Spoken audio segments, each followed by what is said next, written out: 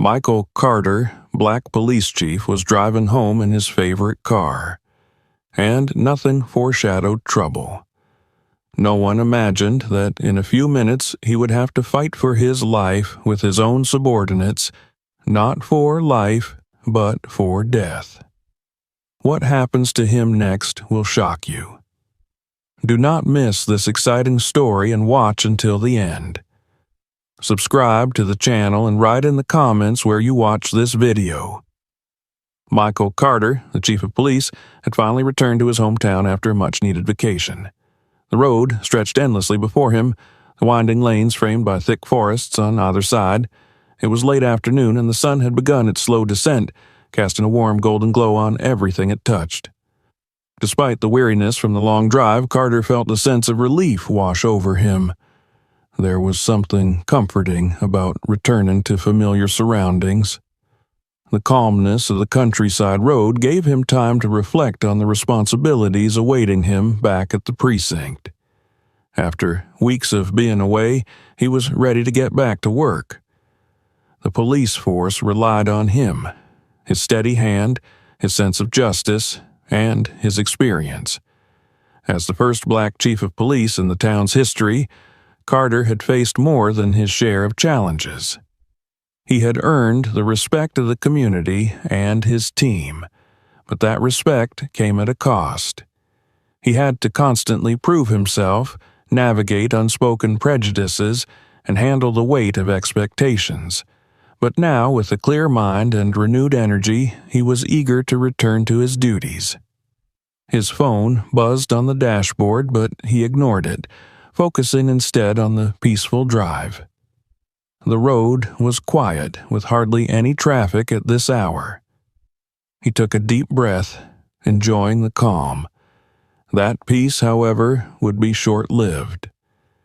Suddenly, a car appeared out of nowhere, speeding past him on the left and cutting dangerously close to his front bumper. Carter's hands instinctively gripped the steering wheel tighter, and his foot hit the brakes as he swerved slightly to avoid a collision. His heart raced as the other car veered back into its lane and continued speeding ahead as if nothing had happened. "What the hell?" Carter muttered under his breath, the brief moment of serenity shattered. He watched the reckless car continue down the road, weaving between lanes and showing no regard for safety. The adrenaline pumping through his veins quickly turned into anger. He couldn't let this slide. Whoever was behind the wheel was a danger not only to themselves, but to everyone else on the road. Carter's instincts kicked in. He was still in uniform. He had planned to stop by the station as soon as he got back into town, and his badge rested on the passenger seat beside him. Without hesitation, he pressed down on the accelerator, intent on catching up with the driver. The car in front continued to swerve erratically, and as Carter approached, he could see it wasn't just a reckless driver. It was a blatant disregard for the law. His blood boiled. This was the kind of behavior he had fought against for years. As he pulled closer, Carter switched on his lights, flashing them as a signal for the driver to pull over. The speeding car slowed slightly, but instead of stopping, it jerked to the side of the road, skidding to a halt in the gravel. Carter followed suit, his car screeching to a stop behind them. He stepped out of his vehicle, his boots crunching against the gravel as he approached the other car. His heart still pounded from the near miss, and anger simmered just beneath the surface. As he neared the vehicle, the door swung open, and two men emerged, both in uniform. Carter's eyes widened in surprise.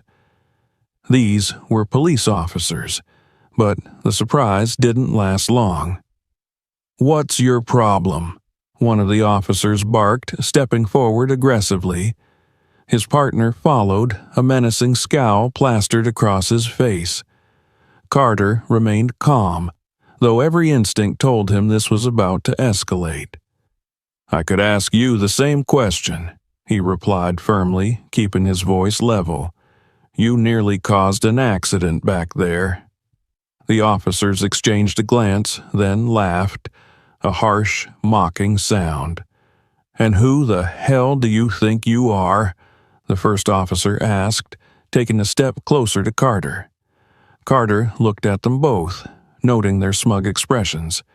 He knew exactly where this was heading. They hadn't recognized him. "I'm Michael Carter," he said, his tone firm but calm. "Chief of Police." For a moment, there was silence. The officers stared at him, and for a brief second it seemed like they might realize their mistake. But then one of them sneered. "Chief of Police? Right," he scoffed. "Sure you are. And I'm the mayor." Carter's eyes narrowed. This wasn't the first time he'd encountered disrespect, but the situation was quickly becoming dangerous. These officers weren't just dismissive, they were hostile. "I suggest you calm down," Carter said, his voice steady. "You're making a big mistake." But they weren't listening. The second officer stepped forward, his hand resting on his belt. "We don't take kindly to people like you trying to act like they're in charge," he spat. Carter's patience was running thin. "People like me?" he asked, raising an eyebrow. He didn't need to hear the rest to know what they meant. The first officer smirked. "Yeah, people like you." Before Carter could respond, the first officer lunged at him, shoving him hard in the chest. He staggered back, caught off guard by the sudden aggression. The second officer joined in, pushing him again, this time harder, sending him sprawling onto the gravel.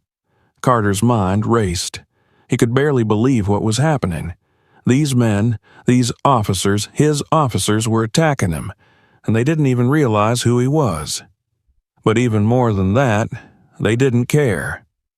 In their eyes, he was just another black man who needed to be put in his place. As he struggled to stand, one of the officers kicked him in the ribs, sending a sharp pain shooting through his side. "You're gonna regret messing with us," the officer snarled. Carter tried to catch his breath, the pain intensifying as he rolled onto his side, clutching his ribs. This wasn't just an attack, it was humiliation. "Stop!" Carter gasped, raising his hand in a feeble attempt to defend himself. "I'm your boss. I'm the chief." But they didn't stop. The beating continued, each blow more painful than the last. And as Carter lay there, battered and bruised, he knew this was only the beginning. Michael Carter lay in the gravel, struggling to breathe as the pain surged through his body. Every breath was a battle, each inhale sending sharp, agonizing stabs through his chest where the officers had kicked him. His mind swirled with disbelief. How had this escalated so quickly? How had two of his own officers attacked him so brutally without even a second thought? But there was no time to dwell on it. His survival instincts kicked in as he tried to push himself up, but the pain in his ribs was unbearable. One of the officers, the taller one, grabbed Carter by the collar of his shirt and yanked him up roughly. "Get up," the officer snarled, his face twisted with anger. Carter tried to speak, but the words caught in his throat as another sharp pain flared in his side. He forced himself to stand, his legs shaky beneath him, but before he could steady himself, the other officer stepped forward, delivering a vicious punch to his stomach. Carter doubled over, gasping for air, his vision blurring from the pain. "I told you, I'm the chief of police," Carter rasped, his voice barely audible. He needed them to understand the gravity of their mistake, but his words fell on deaf ears. The first officer laughed, a cruel, mocking sound that echoed in the empty road. "You really don't know when to quit, do you?" He shoved Carter hard again, sending him stumbling backward until he hit the side of his car. "Chief of police? Sure you are." The second officer smirked as he circled Carter like a predator, his hand resting on the baton strapped to his belt. "You're nothing but a punk who thinks he can play the hero," he said. "And now you're going to pay for trying to mess with us."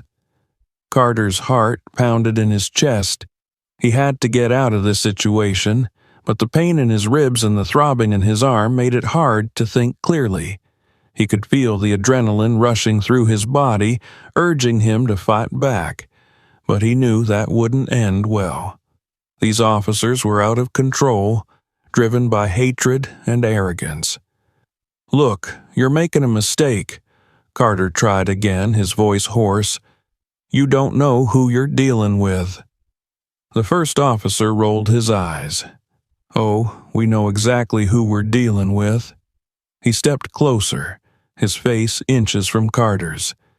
"Another nobody who thinks he can tell us what to do. You're lucky we haven't taken you in yet." The threat hung heavy in the air, but Carter knew they weren't just talking. They were serious. He could see it in their eyes, the kind of rage that only fueled more violence. Before he could respond, the second officer grabbed him by the arm and twisted it behind his back with a sickening crack. Carter cried out in pain as his arm was wrenched at an unnatural angle. The officer didn't let go. He pressed harder, twisting until Carter thought his arm might snap. "Still want to play chief of police?" the officer sneered. Carter clenched his teeth, trying to hold back a scream as the pain shot up his arm.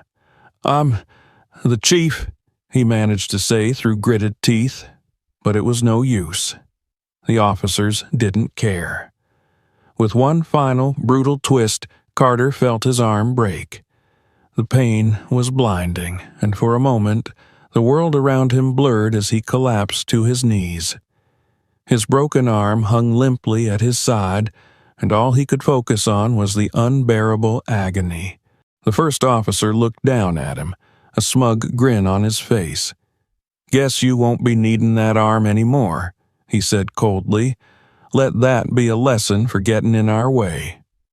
But they weren't done, not yet. The second officer walked over to Carter's car, eyeing it with disdain. "Nice car," he said, his voice dripping with sarcasm. "Would be a shame if something happened to it." Carter's heart sank. He knew what was coming next, but there was nothing he could do to stop it. His beloved car, the one he had saved for and worked hard to buy, was about to become the next victim of these officers' rage. "Don't," Carter gasped, but it was too late. The officer pulled out a lighter from his pocket, flicking it open with a grin. "You know, we don't usually burn cars," he said, "but for you, I'll make an exception." The flame from the lighter danced in the wind as the officer approached the car's fuel tank. He looked back at Carter, who was still kneeling on the ground, too injured to move. "This'll teach you not to mess with us," the officer said before throwing the lighter onto the car. In an instant, flames engulfed the vehicle. The fire spread quickly, licking up the sides of the car and filling the air with thick, black smoke. Carter watched in horror as his car was consumed by the inferno, the heat from the flames searing his skin even from a distance. His heart raced as the realization of his situation hit him full force. He was alone, injured, and now without his car. The officers stood back, watching the fire with satisfaction. "Looks like your ride's done for," one of them said, his voice full of mockery. Carter couldn't take his eyes off the blaze. The car wasn't just a possession, it was a symbol of his hard work, his success.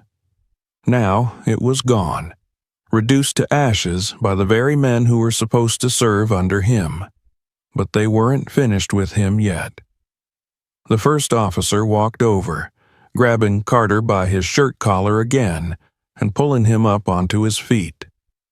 "You thought you could get away with stopping us," he growled. "Think again." With a brutal shove, the officer threw Carter back down onto the ground. His head hit the gravel hard, and for a moment, everything went black. When his vision cleared, he saw the second officer rifling through his pockets, pulling out his wallet and phone. "Thanks for the cash," the officer said with a smirk, waving the money in front of Carter's face. "Consider this a toll for messing with us." Carter's head throbbed, and he could feel his strength draining from him. His broken arm hung uselessly at his side, and the pain in his ribs was unbearable. They had taken everything.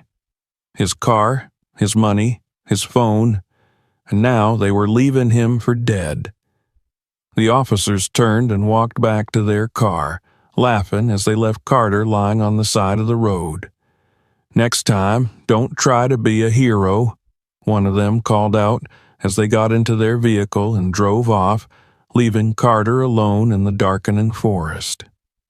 The sound of the car's engine faded into the distance, and Carter was left in silence. His body ached from the beating, and the heat from the burning car still radiated against his skin. He tried to move, but his body wouldn't cooperate. His vision blurred as the pain threatened to overwhelm him. He was miles from town, injured, with no way to call for help. But one thing burned brighter than the fire that consumed his car: his determination. He would make it back. He would make sure these officers paid for what they had done. Summoning every last ounce of strength, Carter forced himself onto his feet, his broken arm hanging uselessly at his side. He started walking, each step sending waves of pain through his body, but he kept going. He had no choice. His journey back to town had only just begun. Michael Carter had never felt pain like this before. Every step he took along the dark, winding road was agony. His broken arm dangled uselessly at his side, throbbing with every movement, and his ribs ached with every shallow breath. The forest around him was quiet, save for the occasional rustle of leaves in the wind. There were no cars on the road, no sign of help. He was alone. The officers had left him in the middle of nowhere, stranded without his car, his phone, or any way to call for help. They had taken everything from him: his dignity, his strength, his car, and even his money. And now, all Carter had was his will to survive. He kept walking, though each step felt heavier than the last. His vision blurred from the pain, and he stumbled several times, barely catching himself before falling. The cool night air stung his skin, and he could feel the sweat soaking through his clothes, mixing with the dirt and blood that covered him. His body was on the verge of collapse, but he couldn't stop. Not now. The distant lights of the town were still far off, barely visible through the trees. He estimated that it would take him hours to reach it on foot, and every minute felt like an eternity. His mind raced with thoughts of what had just happened. How could this be real? How could two of his own officers, men who were supposed to serve and protect, have done this to him? But Carter knew the answer. They hadn't seen him as their superior. They hadn't even seen him as a man of authority. All they had seen was his skin color. To them, he was just another black man who needed to be put in his place. The fact that he was their boss didn't matter. They didn't care about that. They only cared about their power, their ability to dominate and humiliate anyone they deemed beneath them. He gritted his teeth, using the anger to push himself forward. His whole life had been a battle against prejudice, but this was different. This was personal. Those officers had gone out of their way to hurt him, to destroy him. And now they were going to pay for it. Carter stumbled again, his knees buckling as his body screamed for rest. He fell hard, hitting the ground with a jarring thud. The gravel scraped against his skin, tearing at his palms, and his broken arm sent a searing pain through his body. For a moment, he lay there, gasping for breath, his vision swimming. His mind screamed at him to get up, but his body refused to cooperate. He was exhausted, injured, and alone. The cold ground beneath him offered no comfort, only a reminder of how far he still had to go. But he couldn't stay here. He couldn't let those officers win. Slowly, painfully, he pushed himself up onto his knees, then his feet. His legs wobbled beneath him, but he forced them to hold steady. "I have to keep moving," he muttered to himself, his voice barely above a whisper. "I have to." He had no idea how much time had passed since the attack. The sky above was pitch black, and the only light came from the distant glow of the town in the distance.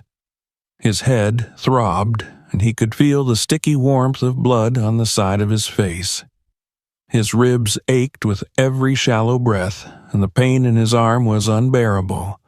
But the anger, the burning fury at the injustice of it all, kept him going. Those officers thought they had gotten away with it.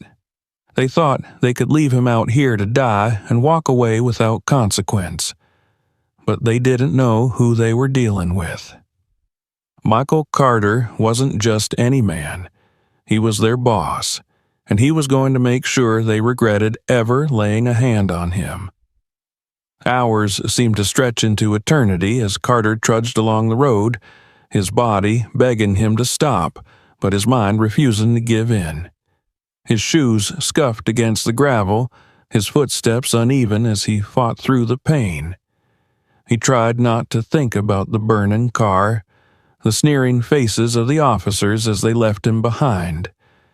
He had to focus on getting back to town, back to where he could take control of the situation.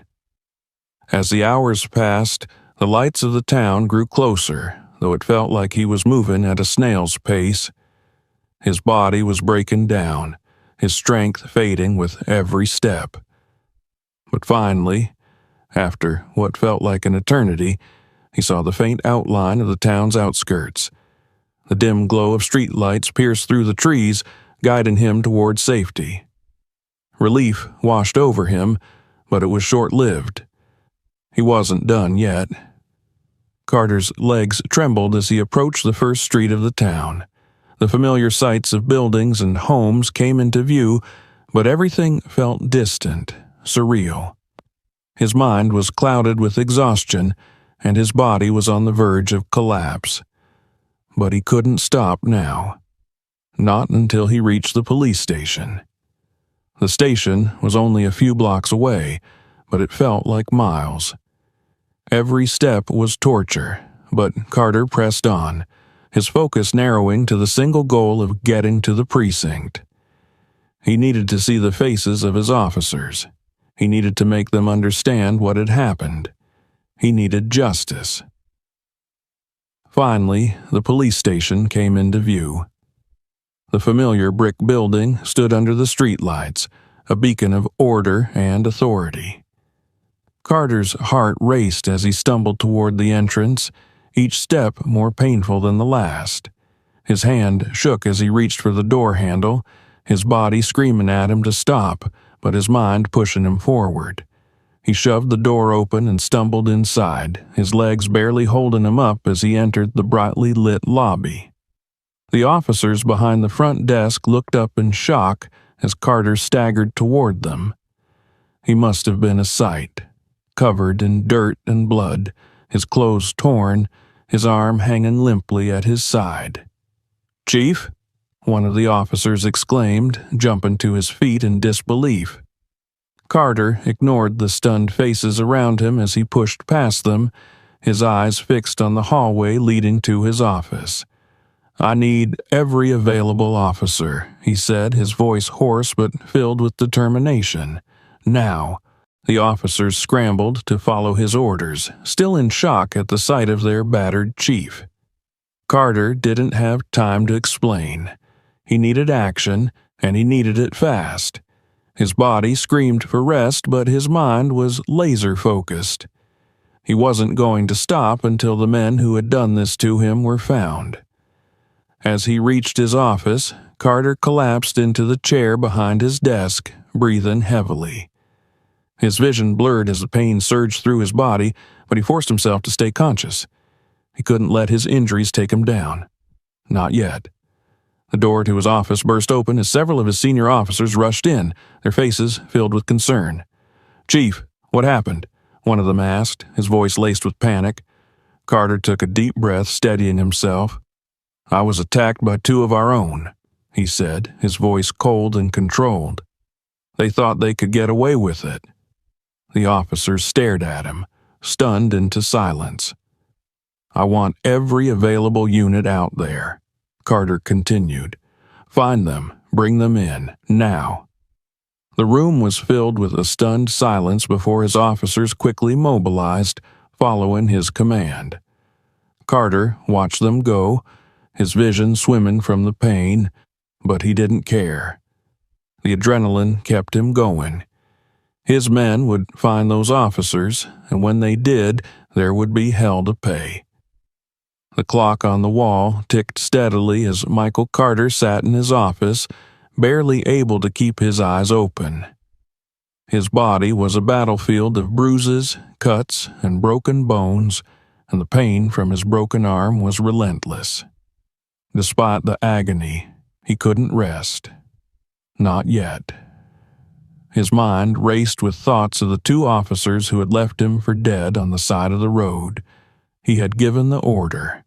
Now it was time for justice to be served. Outside his office, the station was buzzing with activity.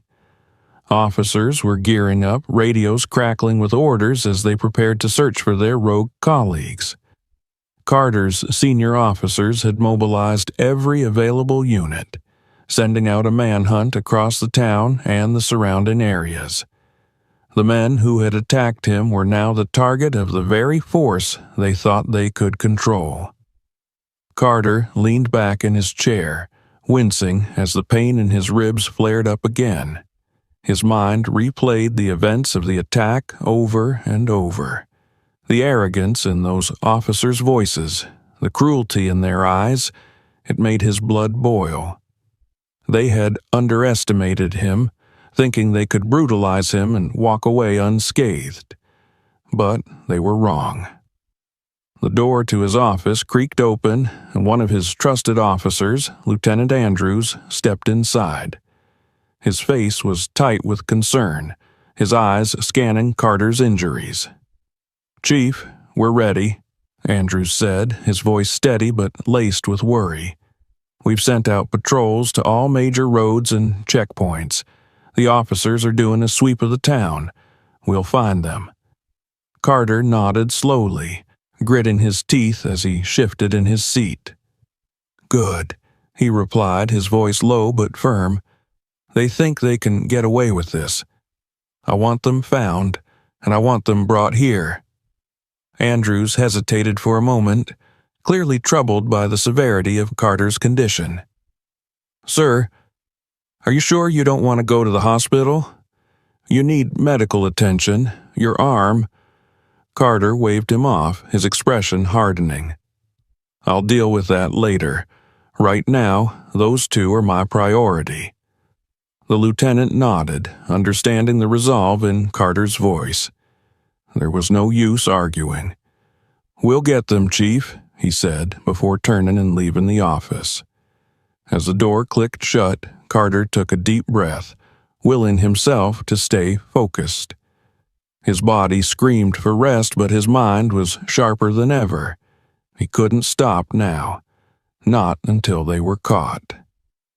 Time seemed to move slowly as he waited, the minutes dragging by. The station's radio echoed with updates from the officers in the field.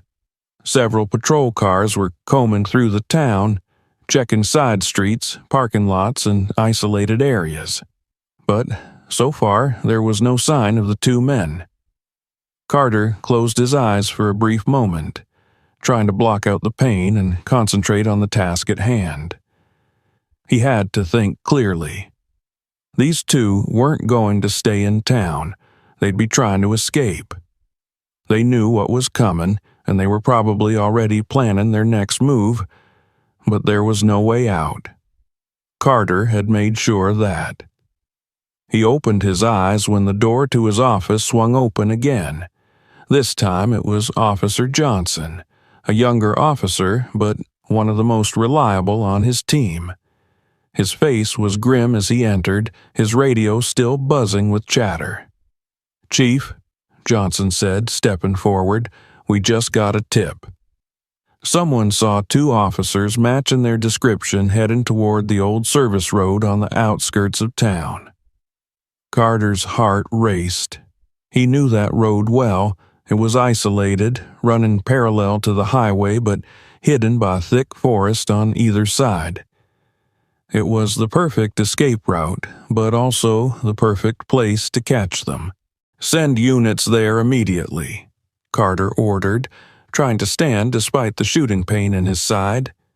Johnson rushed to his side to help him up, but Carter waved him off, forcing himself to stand on his own. "I want them cornered before they get anywhere near the highway."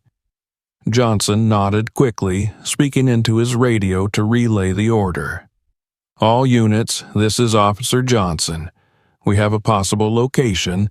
Proceed to the old service road near Route 25. Be on alert. Suspects are considered dangerous." Carter grabbed his jacket with his good hand and threw it over his shoulders.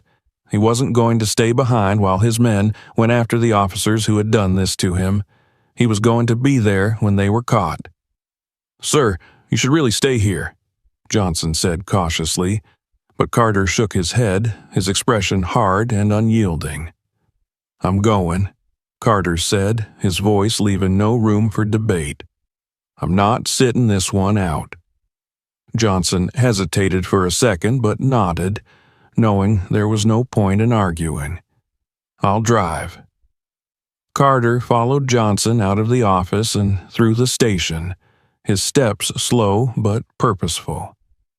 Every officer in the building turned to watch him as he passed, their expressions a mix of shock and respect.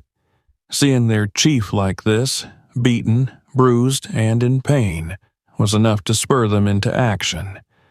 They all knew what those two officers had done, and now the entire department was united in bringing them to justice.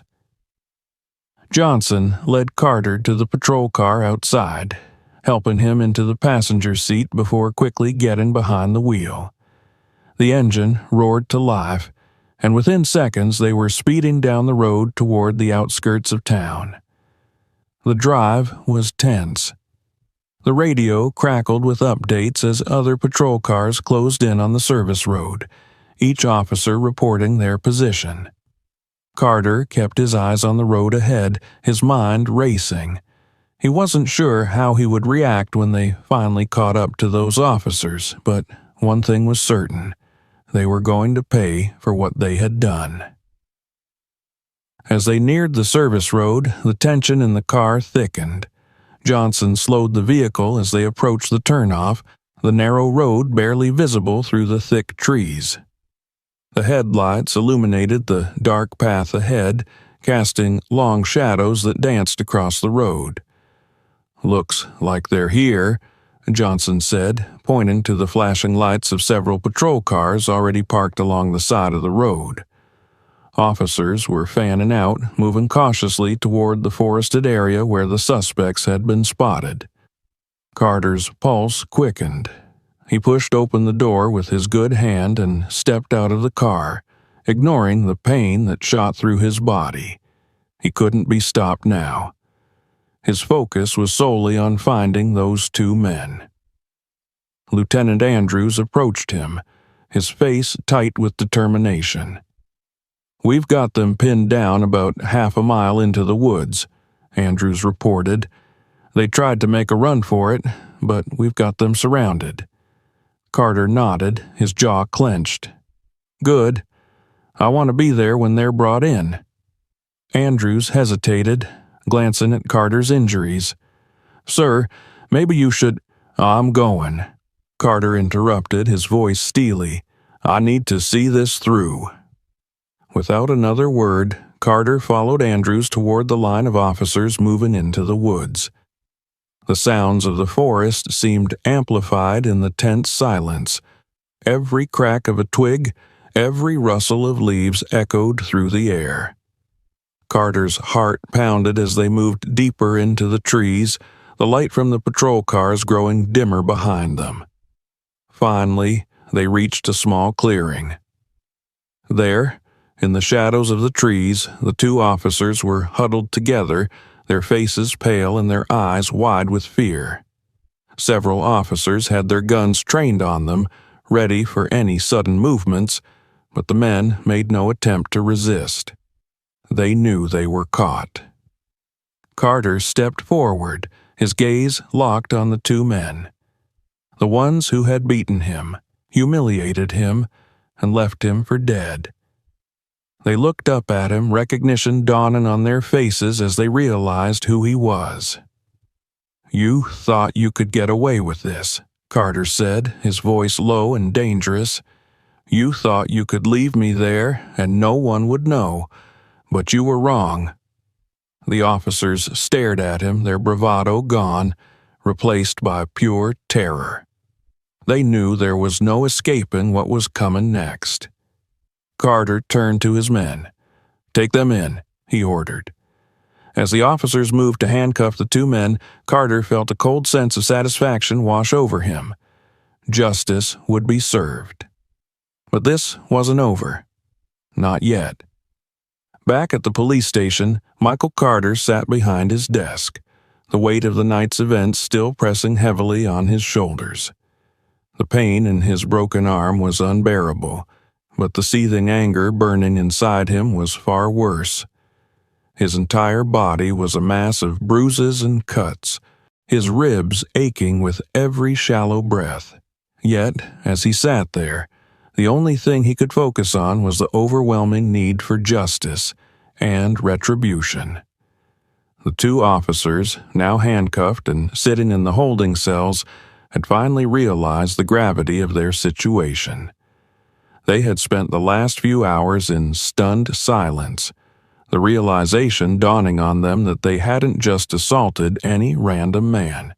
They had beaten and humiliated their own chief of police, a man they had sworn to serve under.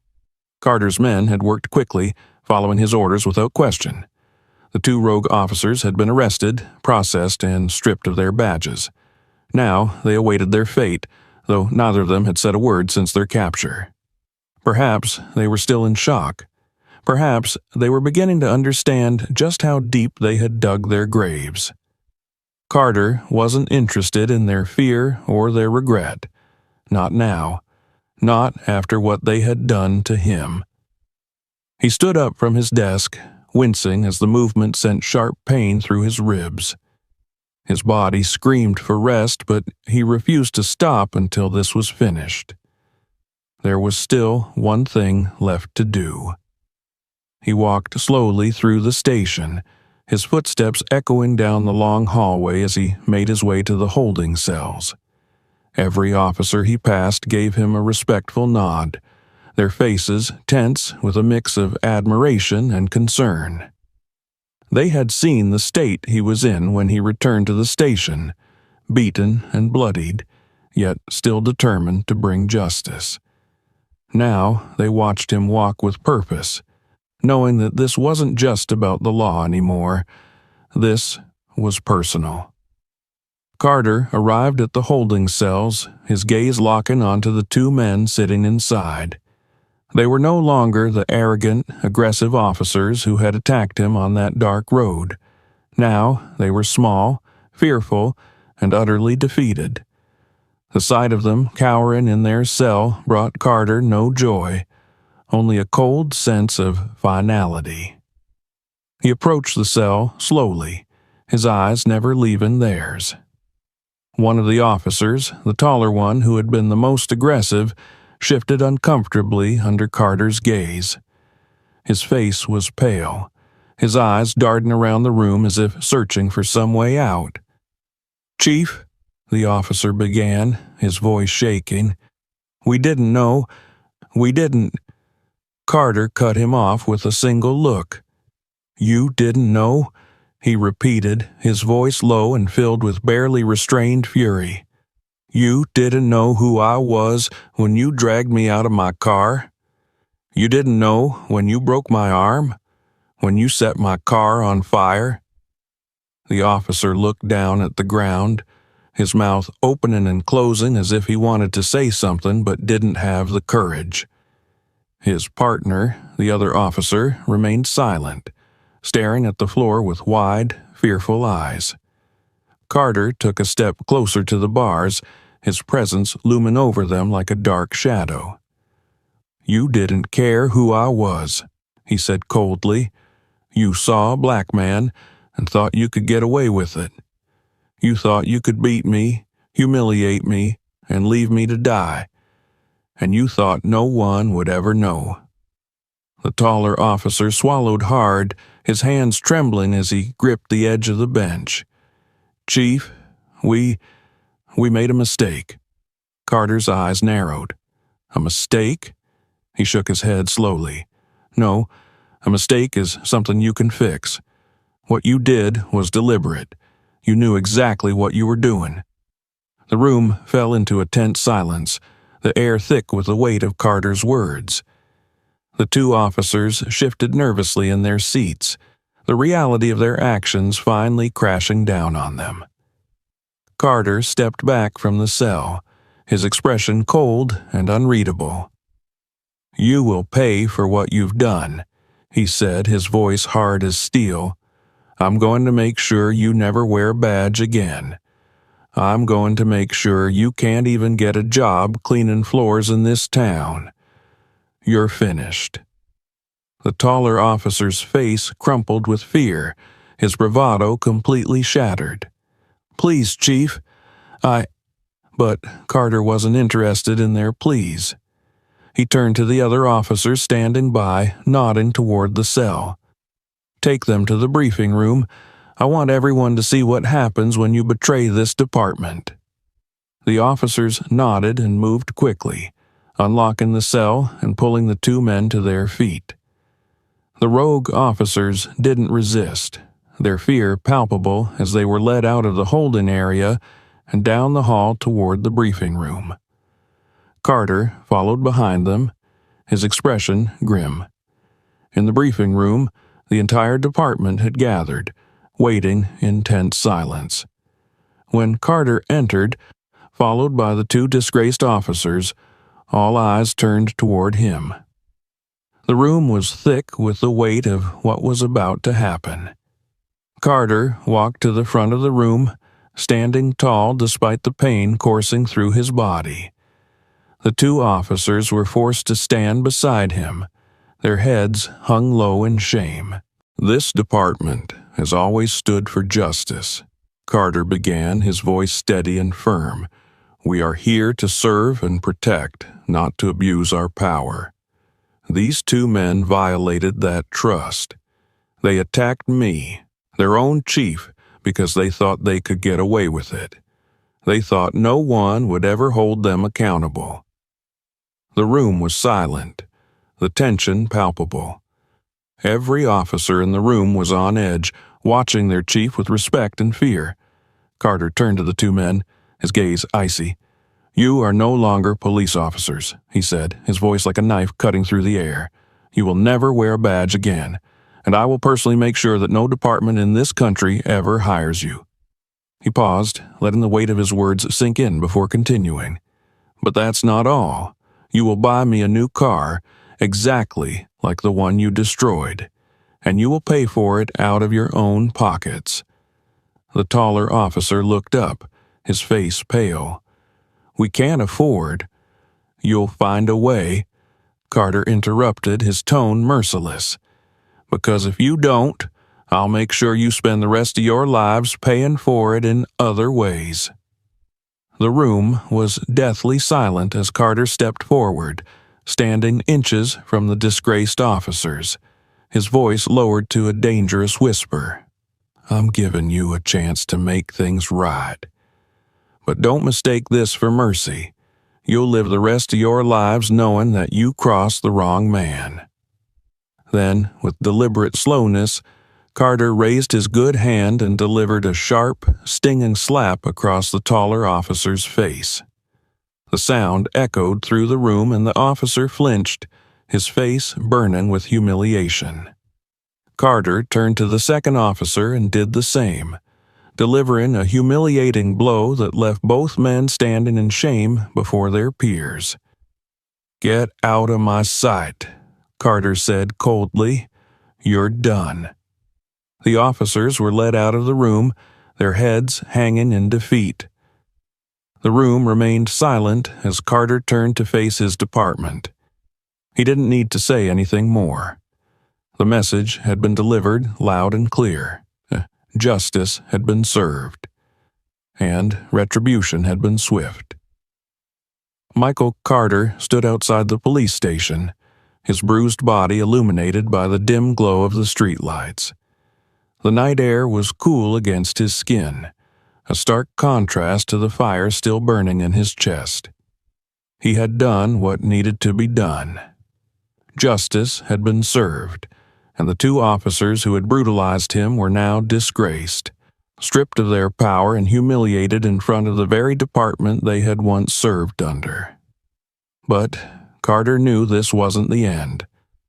The physical pain from his injuries was nothing compared to the deeper wound left by their betrayal. He had spent years building this department, working tirelessly to gain the respect of his officers, to prove that he could lead with fairness and integrity. And in one night, two of his own had shattered that trust. His thoughts were interrupted by the soft sound of footsteps approaching from behind. Carter didn't turn around. He knew who it was. "Chief," came the familiar voice of Lieutenant Andrews, quiet and steady. "The paperwork is done. They've been officially removed from the force. They won't be coming back." Carter nodded but didn't respond immediately. He could feel the weight of everything that had happened pressing down on him like a heavy burden. The rage he felt toward those officers still simmered beneath the surface, even though they had faced their punishment. But it wasn't enough. "I know you did what you had to do," Andrews continued, stepping closer. "But you need to rest, sir. You're injured, badly. You should be at the hospital." Carter finally turned to face him, his expression unreadable. "There'll be time for that later," he said quietly. His voice was hoarse, worn out from the night's events, but still carrying the authority of a man who wasn't finished. "Right now, I need to make sure this department knows that what happened tonight won't be tolerated. Ever." Andrews sighed, clearly worried. "They know, Chief. Everyone saw what happened in that briefing room. They won't forget it." Carter looked down at his hands, the knuckles still raw from where he had struck the officers. The humiliation on their faces had been a small victory, but it hadn't filled the emptiness inside him. The betrayal ran too deep. "Those two," Carter said, his voice tight with restrained emotion, "they weren't just rogue officers. They were a symptom of something bigger, something I've been trying to fight my whole career." Andrews remained silent, allowing Carter to continue. "I've spent years trying to build trust, trying to prove that I deserve this position," Carter said, his gaze distant. "But to some people, it doesn't matter what I've done or what I stand for. To them, I'm still just—" His voice trailed off, but the words hung in the air, heavy with the weight of unspoken truths. Andrews shifted uncomfortably, clearly aware of the deeper meaning behind Carter's words. "Sir, we all respect you. This department respects you. What those two did, they don't represent the rest of us." Carter finally looked at him, his eyes sharp. "Maybe not," he said, "but they thought they could get away with it. And that's the problem." The silence that followed was thick with unspoken frustration. Carter knew that the issue of racism and abuse of power went far beyond the actions of two men. It was embedded in the system, in the way certain officers viewed their authority and the people they were supposed to serve. And it wasn't something that could be fixed overnight, but that didn't mean he wasn't going to try. "I need to make some changes," Carter said, more to himself than to Andrews. "This department needs to be better. I need to be better." Andrews frowned, his concern deepening. "Sir, you've already done more for this department than anyone else ever could. You've led with integrity, with strength. What happened tonight wasn't your fault." Carter shook his head, the bitterness in his voice unmistakable. "Maybe not, but it's my responsibility to make sure it never happens again."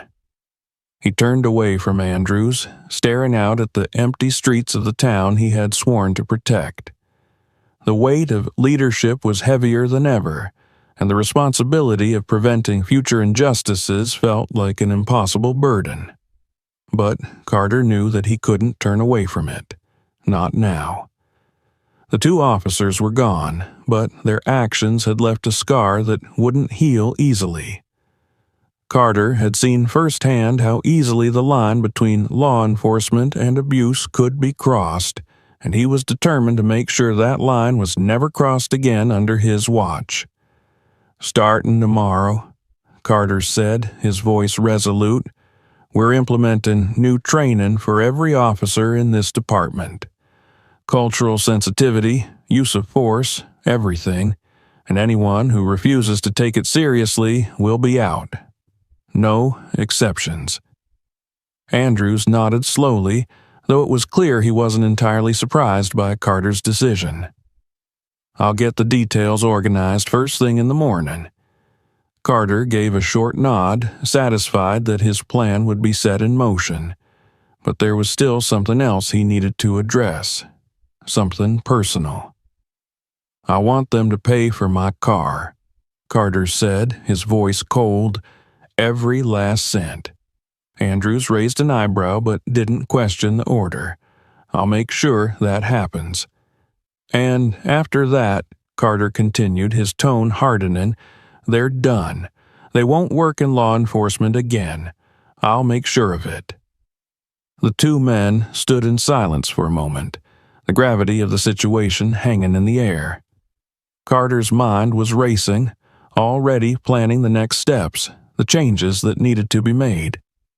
This was just the beginning. Finally, Andrews spoke again, his voice softer this time. "Chief, you've been through hell tonight. You need to rest." Carter sighed, the exhaustion finally catching up to him. He had pushed himself far beyond his limits, and his body was on the verge of collapse. But his mind wouldn't let him stop. Not yet. "I'll rest when this is done," Carter said, though he knew deep down that this battle was far from over. The road ahead would be long and difficult, but he had no choice but to keep going. Andrews gave him a small, understanding nod. "Take care of yourself, Chief. We need you." With that, Andrews turned and walked away, leaving Carter alone in the quiet night. Carter remained standing outside the station for a long time, his thoughts swirling with everything that had happened.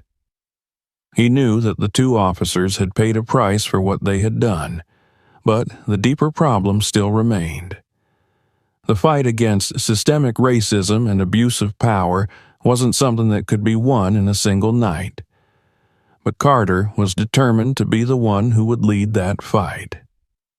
As he finally turned to head back inside the station, his body aching with every step, Carter knew one thing for certain.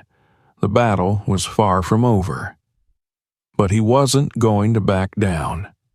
Not now. Not ever. Michael Carter stood outside the police station, battered but unbroken. Justice had been served. The two officers who had brutalized him were disgraced, fired, and would never wear a badge again. Yet, Carter knew the fight was far from over. His mission now was clear: to rebuild trust, reform his department, and ensure that no one else suffered the same fate. He stared into the night, determined to bring lasting change. This was only the beginning. If you found this story powerful, don't forget to subscribe to the channel and share your thoughts in the comments. Your support helps us continue telling stories that matter,